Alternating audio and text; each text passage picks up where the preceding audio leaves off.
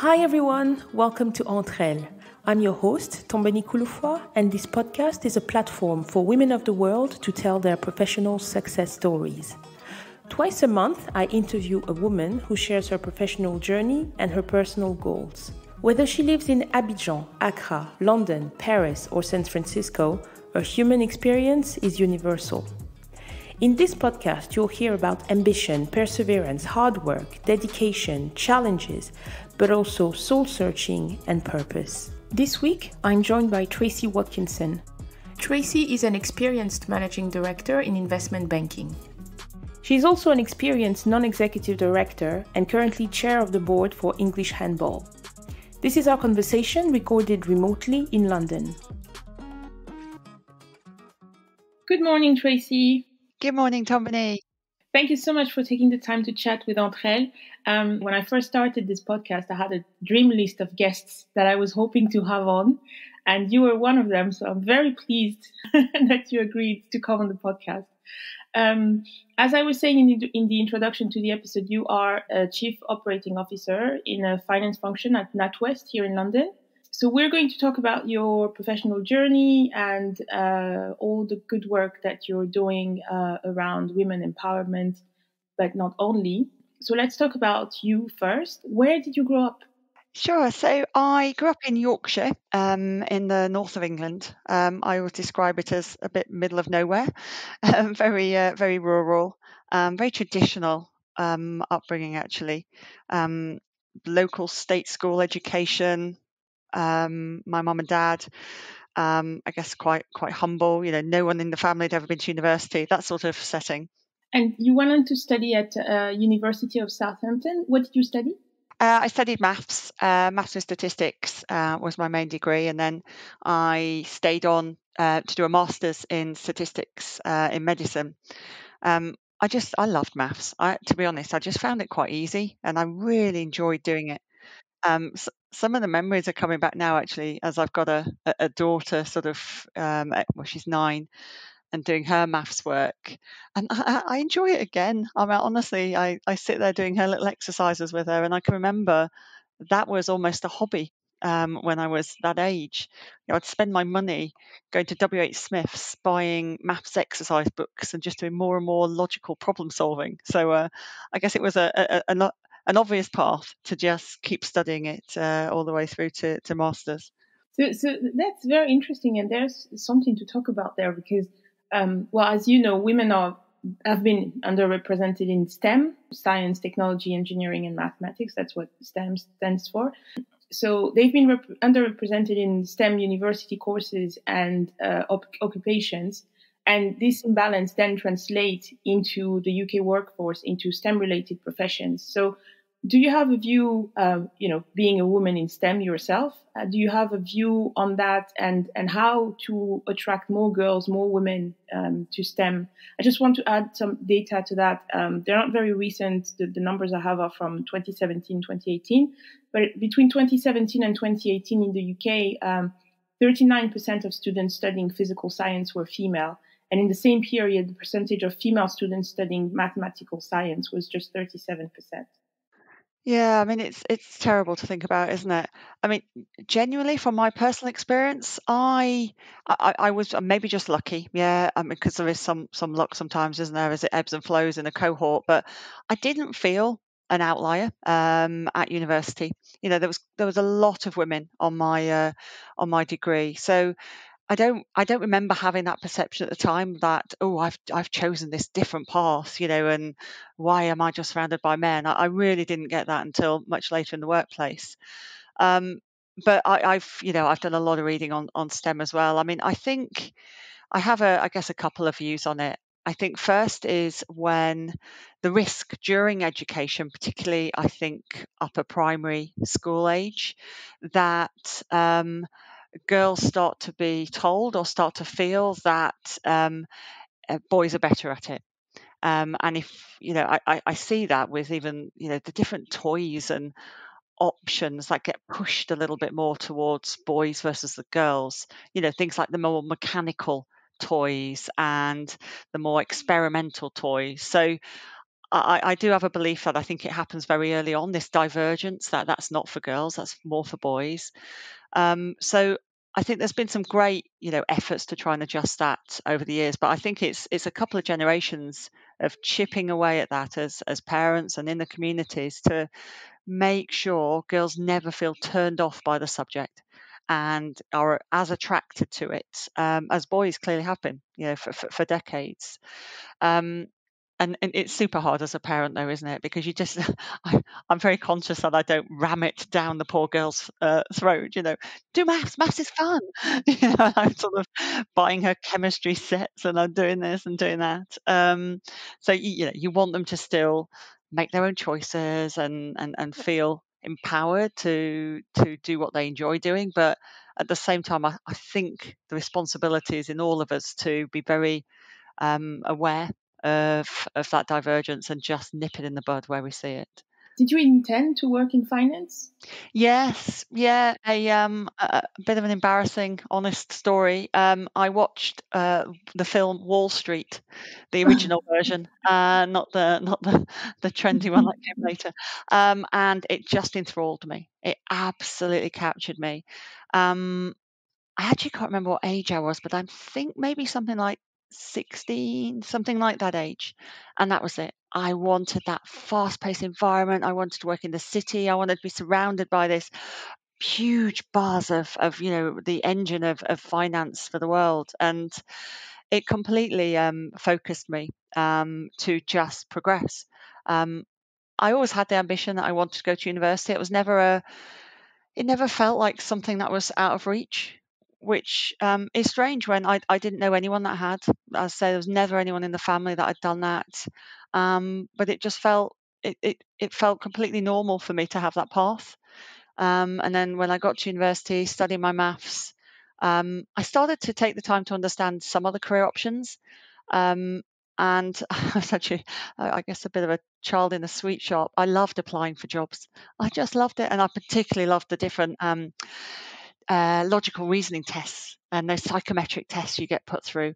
So at one point, I think I'd applied for about 40 different roles and quite varied. And I would have been super happy to have got any of them, in all honesty. It was everything from um, I guess the natural link from my master's of being a clinical statistician.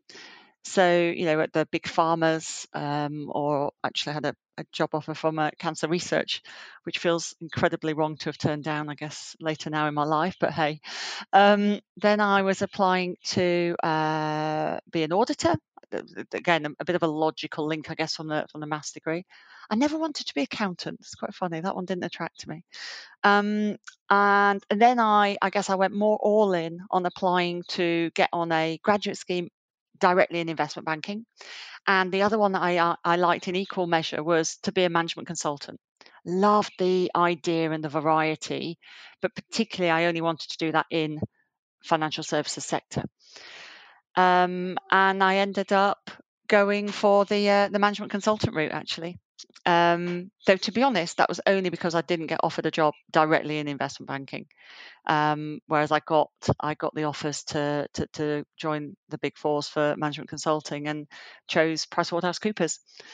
But yeah, I remember joining and we were openly asked, actually. It was a fabulous global training program, actually. We had 3 months in Tampa in Florida, being trained up on what being a consultant is.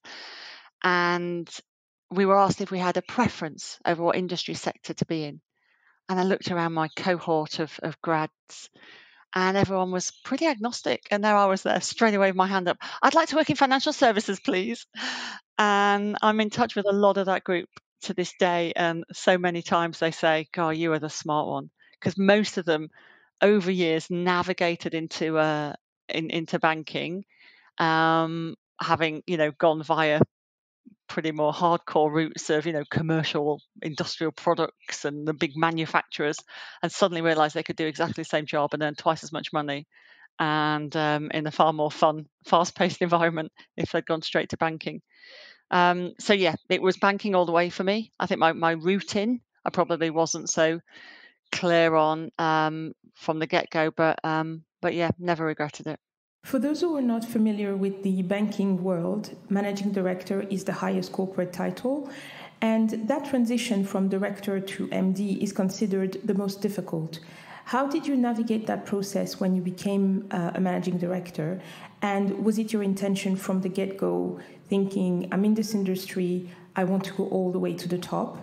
And I tried to find some figures across the industry when it comes to the proportion of women at MD level and couldn't find any. So do you have any idea what those numbers look like? And if so, could you share them with us? Sure.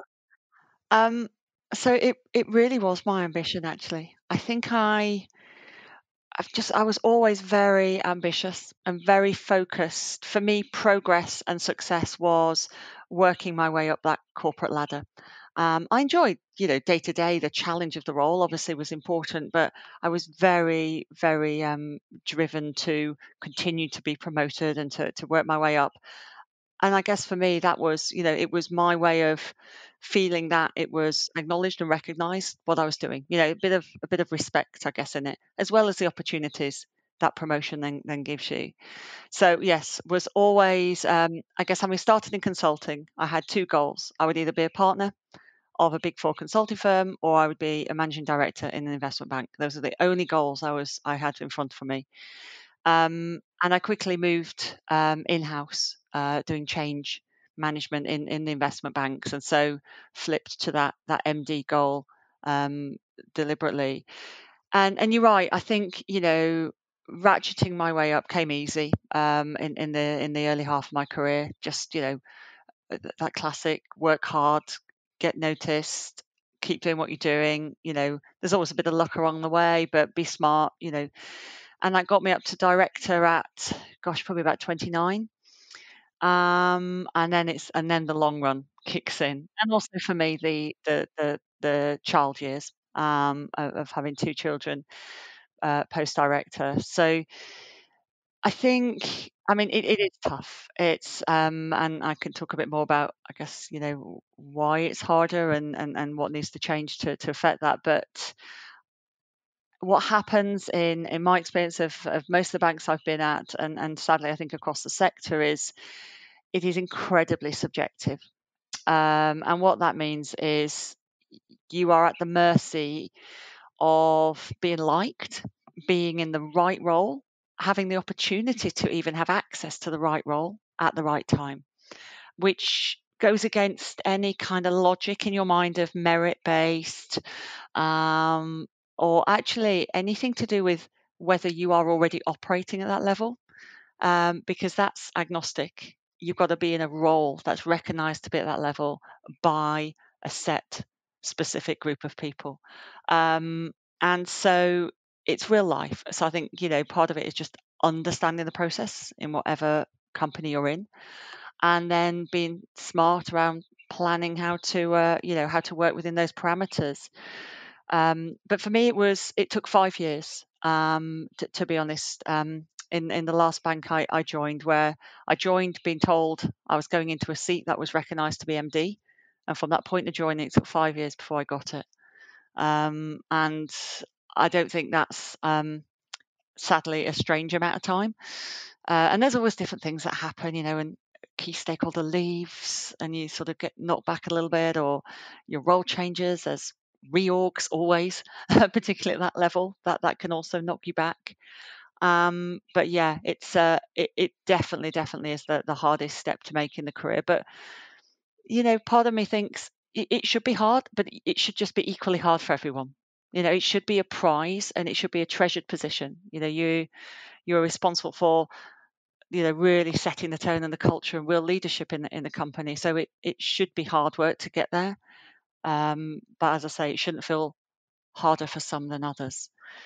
And then I guess to the question around numbers, I mean, representation at the top is woeful, particularly in investment banking. It's probably the harshest end, I think, particularly even just across financial services, let alone across more representation of industry.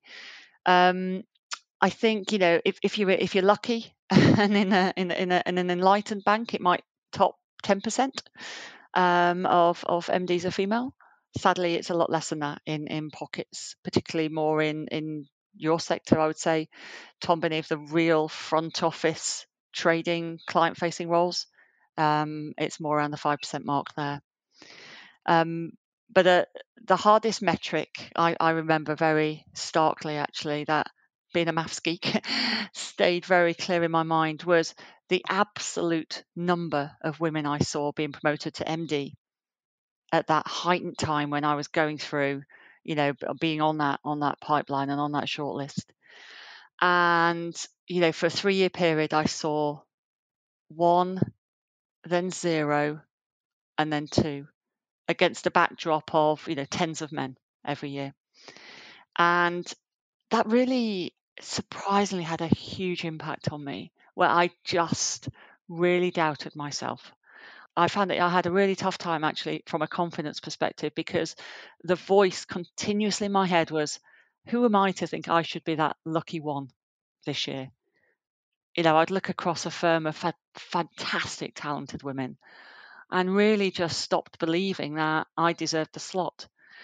And actually had a fabulous line manager who I was able to have that level of conversation with, and felt incredibly supported to get me there in the end. And as an aside, I think it's unachievable without a line manager who really, really steps up and beyond to get a woman promoted. Sadly, I do think it needs that leading role, despite everything, as an employee you can do. And he, through my relationship with him, and I opened up about saying, why me?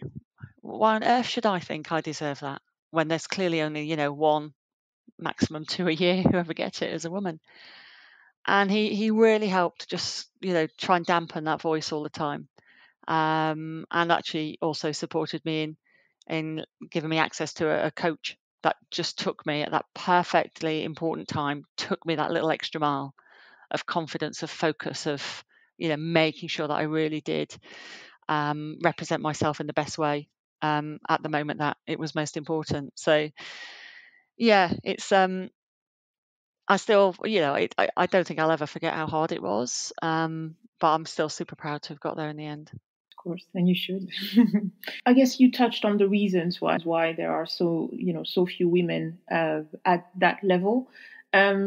You are an agent of change. You worked on several projects centered around increasing women representation in the workforce, always with a data-driven approach.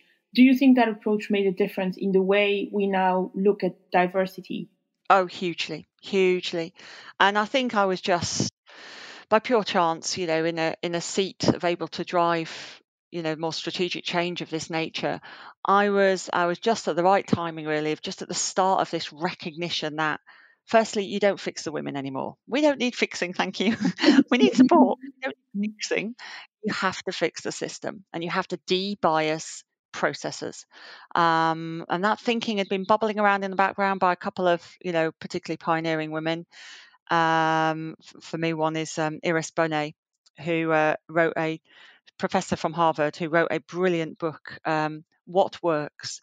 Gender Equality by Design. Really all about how you change the system, and that's how you create the balance. And so that had been rumbling in the background, and then genuinely, I've seen such a turnaround in the last 5 years where that's become far more commonplace, talked about.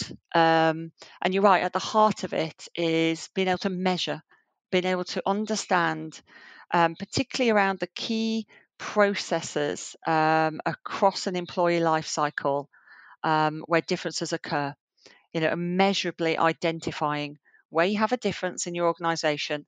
And then you've got that baseline data, which you can measurably work out whether all of the interventions you then do are having a change or not. I mean, it's so logical if we think about how we measure any other business problem in a company. We use data. We have targets. We set goals. We link them to comp, and gender balance and diversity more broadly is a business problem. And so you need to treat it in the same way. There is a McKinsey study from January 18 called Delivering Through Diversity that basically looks at diversity as a source of competitive advantage. And the study sort of reaffirms the global relevance of the link between diversity and company financial performance, outperformance, I should say. And basically that study found a positive correlation between gender diversity on executive teams and measures of financial performance. So clearly that's obviously that has made a difference in the way a lot of those companies approach diversity in general.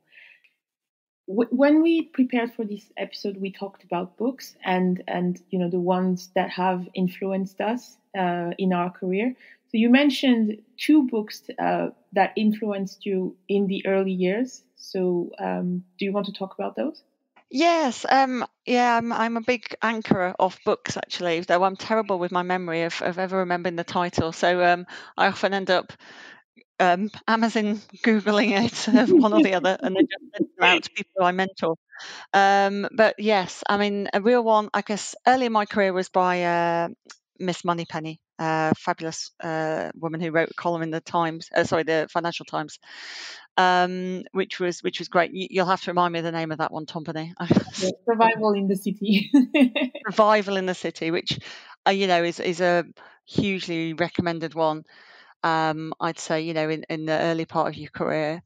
Then for me, certainly as I was, I can't remember when I read Lean In, Sheryl Sandberg, if it was after my first child or just before it, but I mean, massively, always buy that one for any lady who I mentor who is pregnant. There's so many out there that I've had that too. It is just such a timely read to keep your confidence and your ambition going, and not lifting your foot off the pedal when you're thinking about having starting to have a family or during that time. I see so many people lose way too many years of progress versus what they needed to. And then I think you're right. I mean, later in my career, certainly about when I've got to a point where I want to really affect change, I guess, rather than more personal development, is Iris Bonet, who I had the great fortune to work closely with on the gender project at my last firm, and she's just fantastic. And then you meet more and more people like her, and people in the Government Equalities Office, and Anne Frank, who I also met, who's also written a super book a couple of years ago. Just how to make really simple action orientated ways to achieve gender balance. And it was lovely with me because it all resonated to my own experiences and then what I was putting into practice in a real project in a bank. And so it's, as I say, I think there's been a big swell over the last 5 years of realizing, not just talking about why we need to do it, because as you referenced, all the research is out there now. We all know the value. We all know the need for change. And now I feel like there's great clarity and great real examples, like what I've done, of how you can actually change things.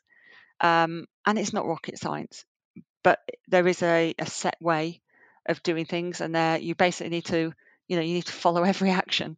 There's not one that will give you a bigger, quicker benefit. You've literally got to set those targets, report on them, set up the formal governance, have that detailed action plan of debiasing your processes based on those data findings. And for me, a great thing that is often missed actually is making sure you do this change in partnership. And for me specifically, that means in partnership with HR, with the heads of business, with women's networks. Too often I see a huge amount of energy spent on activities around helping women or women's networks. And I so often think, oh, if only you all just corralled together, the amount of change you would have, the big leap forward you'd have is so greater. And I really was able to do that in my last firm. And everyone wants to feel they're part of, a bigger board level supported plan. And so it's a real great sort of key to unlock, I think, to move things forward. And also, sometimes there are two other difficulties that I see. One is, how do decisions trickle down from the top to, lower management level, because, you need to have everyone on board, right? For these things to succeed. And the second thing is, I have a lot of male friends in this industry, and I remember, a year or two ago, they all started making comments about, oh, that women, wow, it's a great time for women, that, if you're a woman now, you'll get promoted, things like that. When you were looking at them like, so when you guys were promoted all those years, was it just because you were men? I mean, it was like, anyway. No, a couple of key points. You're absolutely right. And I mean, if I take them in order. So the first one, I mean, you've got to be ruthless about giving the clear message and the clear specific actions required at every level of an organisation. Sadly, you can't rely on the assumption that line managers will do what you're wanting them to do, and being very frank. And so, I mean, we had a very clear communication plan, actually, starting from, the top of a CEO message at town halls, bringing it alive, going down then. I remember we delivered, crikey, leadership briefings across all of the managing director and a good chunk of the director level. I think we touched probably about 450 people over a 2-3 month period.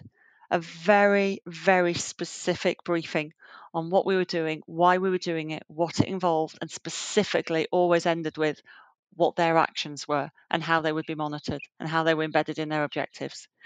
So, you've really just got to push that down. And the other bit I think is really powerful is role modeling.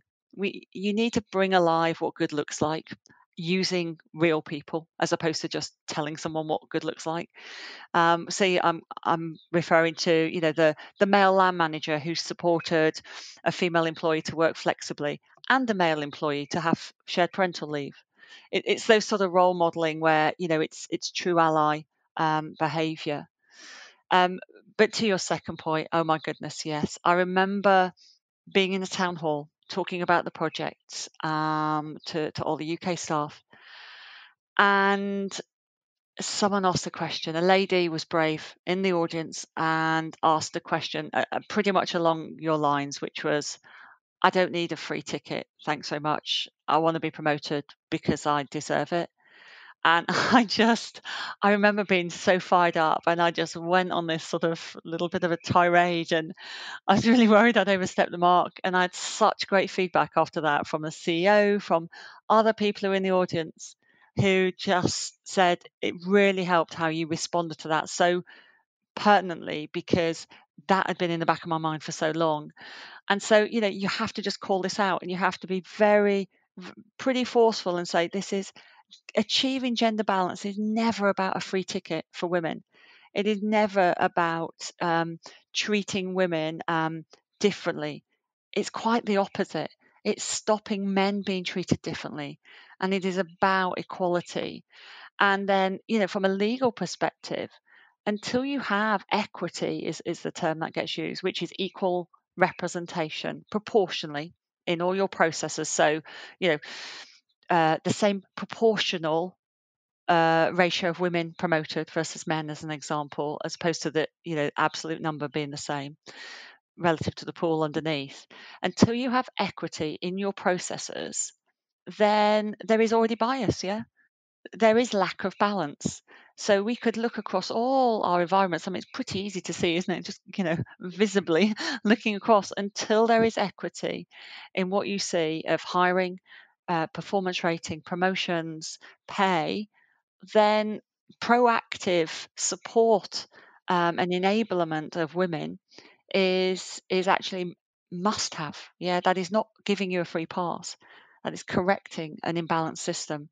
But my goodness, you can't say that enough times, and you have to say it to the men, and you have to have men say that to men. I have observed the power of that, and it's when you meet those few men, sadly few men, who are incredibly articulate in explaining the privilege that they've had. We hear privilege used far more for the right reason at the moment from an ethnicity angle. There has been male privilege for decades. just like we see white privilege, but it's never been understood and acknowledged. And those that can stand up and say, we've had we've had a good old ride for a long time now. This is about not taking opportunities away from men, but making sure opportunities are equal. Yeah, indeed. So in 2018, you won the Women in Banking and Finance Champion for Women Award. What did that mean to you? Oh, thank you for bringing that one up. I think actually it was probably the proudest moment in my career, which you think should be the MD, given I was so focused on getting MD comment. But I think the MD came with so much hard work and pain. It actually was just relief at the end of that rather than this huge gratitude. Whereas the Women in Banking and Finance Award was completely unexpected. I mean, just completely unexpected. Yeah, it blew me away. There's a picture that still gets used by the organisation of when I stood up. They make all the nominees stand up in this beautiful ballroom at the Hilton on Park Lane at the event. And so you all stood up as shortlisted and nominees, and then the winner gets announced, and the camera just caught me with this, like, my hand over my face going, oh my goodness. I mean, it was so real. That image definitely sums it up. But no, it was huge for me. The judging panel, I mean, firstly, it's a fantastic organisation. It really, really is. And the panel of judges who decide this for me are role models. People like Vanessa Vallely. I mean, just fabulous people. People like Susan Allen. To have them read nominations and pick out and value what I've done, particularly under that heading of Champion for Women, just is something I'm so proud of. And I still have the trophy behind me in the study. I keep it close, that's for sure. Going back to the books that influenced us, I loved Lenin. I read it as well, and I thought it was a fantastic book. At the time, it was celebrated across the board, but lately there's been some criticism about it, mainly because the whole premise of the book is that women need to be more proactive, more strategic, and as the title say, Lenin, right? There is this quote from Michelle Obama when she was doing the Becoming tour, where she said, sometimes leaning in is not enough. And obviously, you touched on that and talked about it in details when you said that you need to be in the right seat, you need to have support.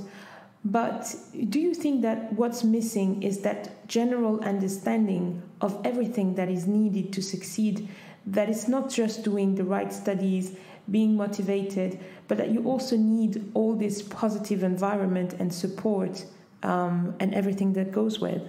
Oh, absolutely. It's a whole ecosystem, isn't it?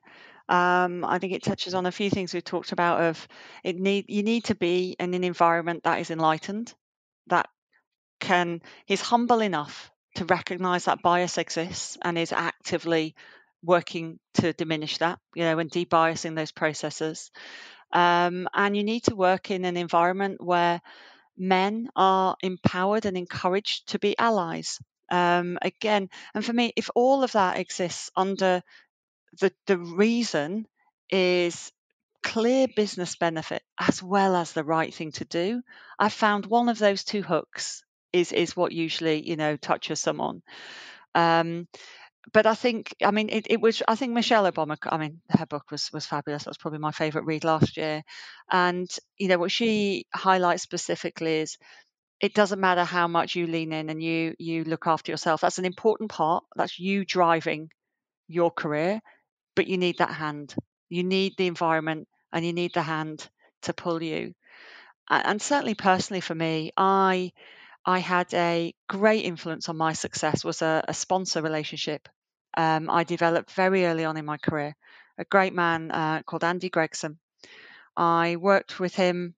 I think I was still at PwC at the time. One of my first projects at Deutsche Bank in Frankfurt, and he was the head of the project on the client side. And and we're still obviously very good friends now to this day. And he obviously just saw something in me, saw that I cared about my job, I was good at my job, And he just did the most simple things of, when there was another project, he said, "Oh, you should see if Tracy's available for that one because she did really well on the other one." And it got me back into that client again. And then I ended up going perm there, and Andy opened the door for me, and that's what a real sponsorship relationship is, isn't it? It's actually providing opportunities, not just soundboarding and advice.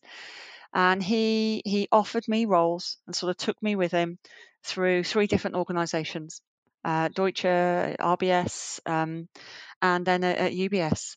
And I mean, I'm not naive to think that that didn't give me a huge leg up and progress.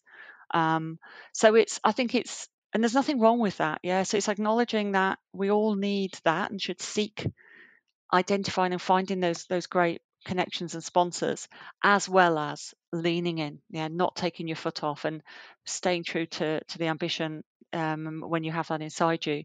So I think it's complementary. And still, for me, Sheryl Sandberg's just a hero. No, I agree. If there are still people out there who haven't read Lean In, they should. Do it. Now, let's talk about another area where you are quite involved when it comes to increasing women's representation, and that's women's presence at board level. Why do you think that matters so much? Yeah, so I mean, my personally, it was always something I was interested in. I just thought it was, when I finished my professional career. So I thought I'd have to get to, all the way up to that MD level and sit at that for a while. Then I'd have some value to be able to maybe have a board role in another company.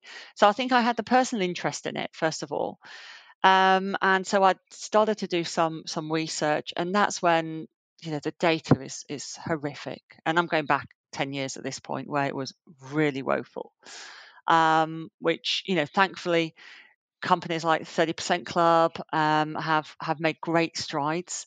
But for me, it's important on a bigger scale.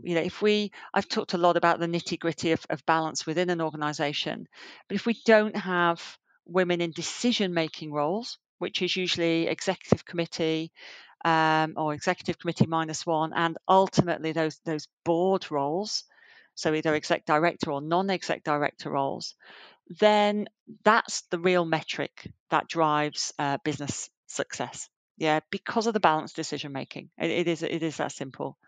And so, whilst it's important to work bottom up, almost within an organisation, to get the right pipeline, so that eventually we fix the problem at the top. For me, it's also important to start to get that board level experience earlier in your career, because you're already going to be adding value to some of those smaller companies or organizations.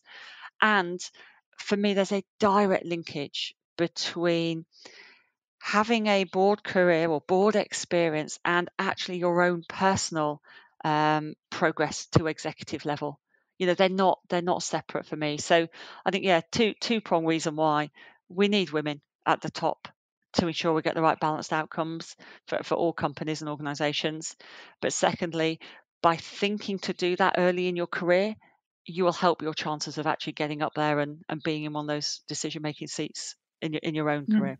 And do you support quotas for women on boards?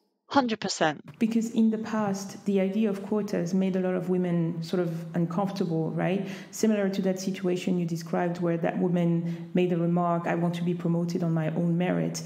Obviously, now that everyone is looking at the data, I guess there's a progression there. But yes, sorry, I wanted to add those points. Please carry on. Yeah, no, I think to be honest, I've never really understood why people are anti-quotas, but I know it's a bit of a fine line and people are for and against. And maybe sometimes I think it gets a bit lost in the language of target versus quota versus directional ambition. Whatever resonates with you, then interpret it your way. But my goodness, what matters is we achieve some balance. And there's a huge amount of study that says the value of diversity only happens when you hit over 30%. And that's why the 30% Club started with that name. And so sadly, you don't usually see movement in numbers. Again, think of any business problem, any performance metrics. You don't see movement in numbers unless you set an ambitious goal and you set a target, and then you're measuring progress towards it. So for me, quotas are incredibly important because it sets a tone. It sets a framework for boards, for companies to work towards, and it's a measure of whether you have met that ambition or not. Otherwise, what would happen? You'd have everyone setting their own little goals. Some would be woeful because they'd be based on their start point of 0. You'd have a real mixed bag. So I personally think that level setting of what good looks like is important. You are chair of the English Handball Board, but you've had other board roles before that. I remember that when I started looking at board roles, I had no idea where to start. How does one get on a board? So I think it could be helpful for people listening to hear about your experience on that front. Do you want to tell us how that process was for you? Yes, definitely. And you've hit the nail on the head, actually. It's sadly, historically, and I think getting a little better now, but it is still a bit of a dark art. And why is that the case? Because mostly board roles were given to someone you knew. It was a little, bit of an old boys club, being frank, and it was a bit of, something you just passed around a bunch of mates. And so it was very insular, and therefore very lack of transparency, lack of good recruitment process around that as well, and therefore almost impossible to know about these positions. So my experience, I was at UBS at the time actually, and they held a breakfast event, some women's network breakfast event I turned up to, and met a not-for-profit company called Women on Boards. They'd recently set up in the UK, having originally been founded in Australia because of the government quota in Australia about women on board. So there was a real need for an organisation to help companies achieve that quota, and they'd had huge success there. So they'd set up in the UK 3 wonderful women, Fiona Hathorn, Rowena Ironside, and Rachel Tranter. And I can remember so clearly that breakfast morning meeting them, because what they did for me in a short conversation is they completely took away this strong belief I had that you had to progress to be pretty much board level in your professional career to be ever considered for a board role on another company. They just took that away, completely burst that myth, and convinced me there and then over that breakfast that I had enough experience at that level. I was at director level, senior director level, that I absolutely had enough experience at that level to add value to a board. It was just about finding the right organisation and the right company to start that what they refer to as a stepping stone board career. And that was it. So the organisation is effectively, a credible support, but at its most powerful, it is a website of huge hundreds and hundreds of board vacancies. So they've set out to just make it visible what board opportunities there are, and help you on that process. So I was so excited and signed up and logged onto the website. And I mean, firstly, it's overwhelming, the variety of organisations and across the country. And that was in itself a real eye opener, especially from at that point I just realised what a bubble I'd been in investment banking, and that's why it's also healthy. I really do. I have a lot of reasons why I encourage women to take a board role, and one of the first ones is to see the rest of the the world, the economy outside of your industry bubble. It's incredibly enlightening, and gives a lot back to you and your learning and your style. So yes, so I got all excited. I narrowed down to a couple of board roles that I was, hugely enthralled and empowered to think I had a chance of getting, thanks to those fabulous women. And I have a very rare lucky success story in that the first one I applied for, I got. Usually, it takes about a year of applying, and the reason I want to say that is because it's a strange process when you apply for board roles. It very rarely has anything to do with your ability to be good on a board. It's all about a fit and a skill gap at a point in time. And that takes a bit of getting used to. If you've been successful and you've, always applied for jobs and got jobs, it is not a normal interview when you go for a board. It is, as I say, it's all about that fit, the people fit, the skills gap fit, the diversity, the dynamics that the chair of that board is looking to balance. So as I say, it's very lucky, that your first stab at that works. And for me, that jigsaw fit was just great. But there is no way I would have got that board role if it wasn't for Women on Boards. Firstly, I'd have never known about it. I'd have never thought I had a chance of applying. And then when I did apply and I let them know, that's part of their service support model, they then open up their black book, got me coffee chats with people in the sector. So I applied for Volleyball England non-exec director. So I chose the sporting sector because I thought it was so interestingly different to banking. And they just made all these connections for me, got me in front of all these people ahead of the interview to really give me some insight into that sector. And the challenges of that a board faces and the role of a board director and what that meant. So when I walked into that interview, I really did have the best chance I could have had, and never looked back.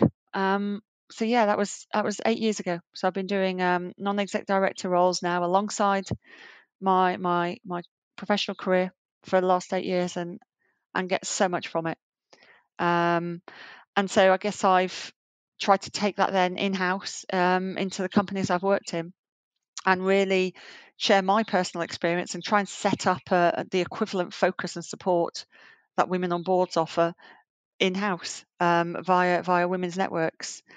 Because I could see the need, firstly, I think, for women's networks to support senior women a bit more. And also wanted to help leverage female board members and help bring them into supporting the staff. It's another observation I'd had where I can't remember how it happened. I at one event I randomly got to meet a female board member of a company I was in, and they want to help. They actually really wanted to engage and be help driving women to be more successful. And so for me, it was a lovely opportunity to join both of those needs together.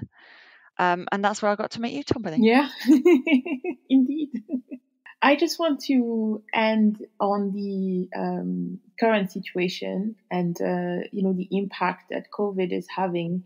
I see a lot of data coming mainly out of the US on women leaving the workforce, because of the health crisis and the lack of childcare, homeschooling, etc., which I find, so sad and worrying because, we were going in the right direction, and now it feels like a setback. What's your view on that? I haven't seen any data in the UK, so maybe it's not impacting the same way in the UK, but I would think that it will have an impact also.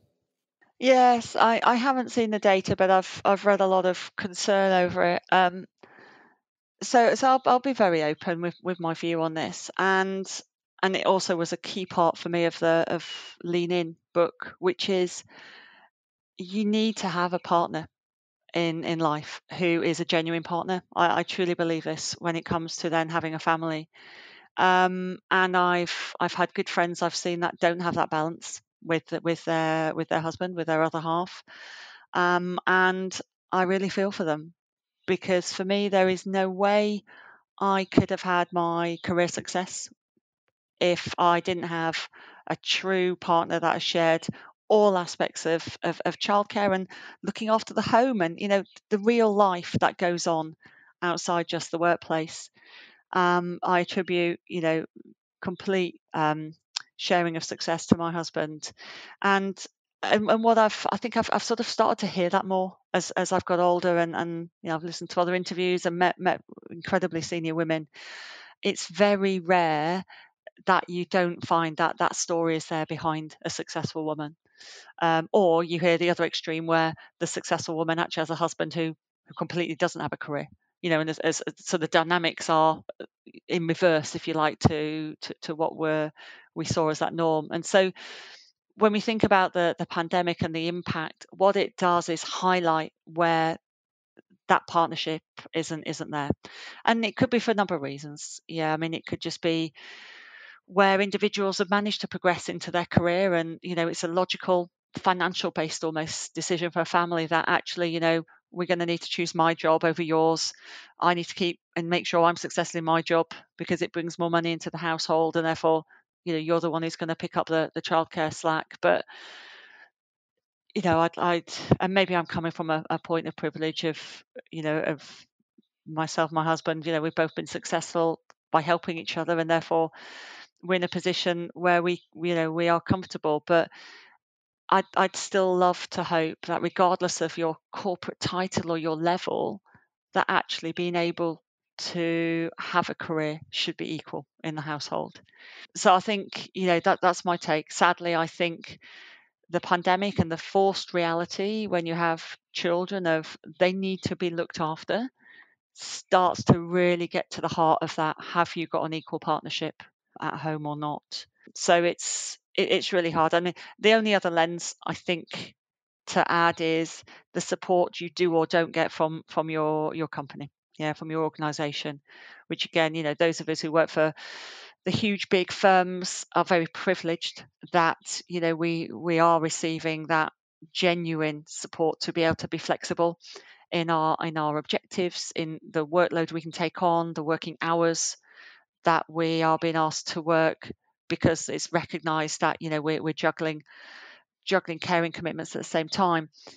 But a lot of women aren't necessarily in companies that are able to afford that luxury, and so it's really tough times. It'd be interesting to see, to your point, the data and how much it really does have an effect. Does it push back some of those visible metrics of women's representation at levels? I guess we'll see the outcome, whether how severe it really is in the next probably decade or two, because will it have slowed down that progression of increasing women up at the top? Well, hopefully it's just a hurdle, right? Or a setback in the middle of a movement that was trending in the right direction.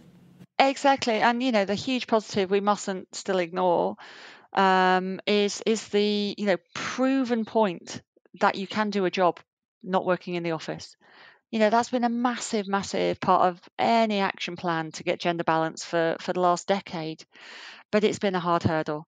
So many roles are never supported to have that flexibility because of a myriad of reasons, and that's what COVID has taken away. All of the jobs can be done. It doesn't mean it's a preference for everyone to do it that way from home, but they can be done. And so that opens up a lot more opportunities, forever now, of working patterns, which does help women for those, specific short periods where, you have got the newborn baby, or you choose to want to, take more of those caring commitments, particularly when your children are young, but also to let men do that. Coming back to that partnership, I think men will feel more empowered and able and trusted to do their job flexibly, to allow them, to have that partnering role at home.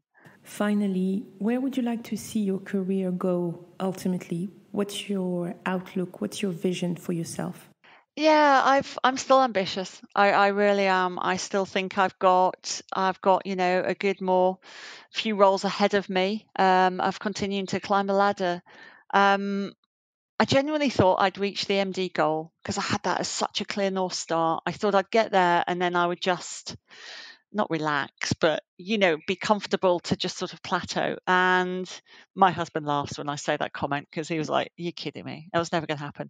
But I genuinely thought it might, but it hasn't. I'm still hugely ambitious. In my mind, I toy with the dream of being a CEO. Not for a bank, for a different kind of company. But I think I get hugely excited and rewarded by being a leader, and the influence and impact you can have.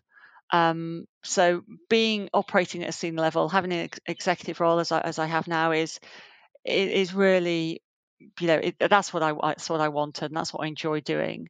And it's whether I take that to the ultimate of all leaders, which is that CEO seat, to really, really be able to set the ultimate tone and culture and remit for an organisation.